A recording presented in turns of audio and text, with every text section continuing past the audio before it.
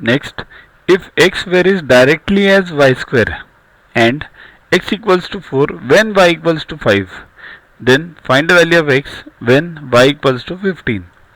See here, x varies directly as y square. It means x, this proportion sign, and y square. Directly means both are in the numerator. If inversely, then one will be in the denominator. Okay, here it is directly. So x proportion y square. So convert this proportion to equals to. So x equals to ky square, where k is a constant which we take. Now this k will remain. Whatever the value of x or y changes, k will always be the same because it's a constant. Okay, what is given? X equals to 4 and y equals to 5. So 4 equals to k into 5 square, right? That is 25k. So 4 equals to 25k. Therefore k equals to what? 4 upon 25.